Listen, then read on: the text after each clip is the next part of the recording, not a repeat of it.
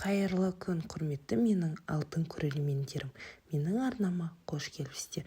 Бүгін сіздермен осындай керемет құрамы үш ақ заттан дайын болатын өте дәмді, тойымды болып шығатын салаттың рецептімен бөлісетін боламын. Ал онда бастайық. Бізге керегі бір баклажан, 2 штук помидор және майонез. Көкөністерімізді жақсы жуып алдым. Мен жуып алғанда кейін баклажанымды алып, ұсақтап турайтын боламын. Ұсақтап турап алған баклажандарымыздың үстіне тұз салып, су құйып, тындырып қоятын боламыз. Жасалу жолы жалпы оңай, қолжетімді. Сіздер де жасап көріңіздер, әрі тойымды салат екен. Мен бірінші рет жасап тұрғаннан кейін өзіме қатты ұнады. Дәмі де әдемі болып шықты. Үй ішімізге де қатты ұнады. Осылай асығыс кезде дайындай салғанға жақсы екен. Осылайша баклажандарымызды турап алдық. Нағыз баклажанның сағынып жейтін кез ғой қазір. Сезоны бітіп, анда-санда бір-екеуін жеп жатырық. Осылайша барынша жеп алайық. Алдағы уақытта баклажандар уже азаяды. Сондықтан мен асасам 1-2 штуктан әкеп пісіріп дайындап жатырмын үйде. Одан бірінші рет жасаған соң дәмі қалай шығады деген оймен азырақ қып дайындаған болатынмын.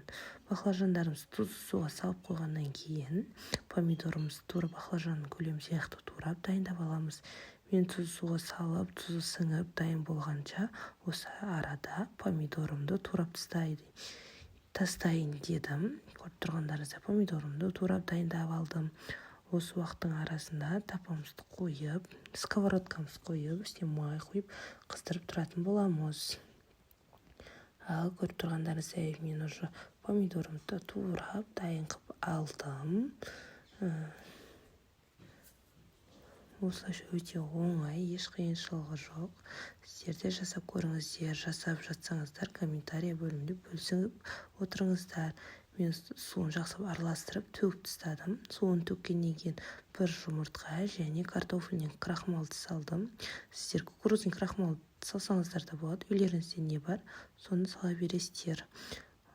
Осылайша картофельный крахмалды салып, жақсылап араластырып алған болатынмын. Мен қолдың көмегімен араластырдым, өйткені баклажанның бәр жеріне тию үшін осылай жасаған болатынмын. Осылайша баклажандарымызды араластырып дайын қылып қойдым. Енді қысып тұрған майымызды үстіне бауырсақты пісірген сияқты салып, бірінен кейін бірін салып, қып-қызыл қылып пісіріп алатын боламыз. Мен сіздерге қайта-қайта айта өткендей, жасалу жолы өте оңай, еш қиыншылығы жоқ. Осылайша баклажандарын салып, бір пісіріп алған болатынмын. Бір қолда камера, бір қолда салып жатқаннан кейін видеоға түсіру маған шамалы ыңғайсыздау болды. Көріп тұрғандарыңыздай баклажандардың бәрін салып алдым. Мен қалай пісіп жатқанын түсірмедім, өйткені видео ұзақ болып кетті. Ал бұл баклажандарым пісіп дайын болған кезі, баклажандар дайын болғаннан кейін оның үстіне помидорымыз салып, майонезіміз салып, жақсылап араластырып ұсына береміз. Мен тұз салған жоқпын, себебі баклажан суға тындырып қойғандықтан оған тұз салған жоқпын. Бәрібірде аз мөлшерде болса да тұзды өзіне сіңіріп алатын болғандықтан тұз салмадым.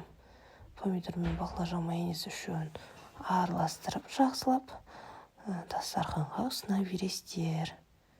Өте тәбеташар болып шығар екен. Жасалу жолы да өте оңай. Сіздер де жасап көріңіздер. Сіздерге де ұнайды деген ойдамын. Сіздермен болған Гүлбахар. Менің арнама тіркеліп, лайк басып, комментария қалдырып кетулеріңізді сұраймын. Алдағы уақытта оңай жеңіл рецепттермен бөлісетін боламын. Аман, сау болыңыздар. Сіздерге де ас болсын.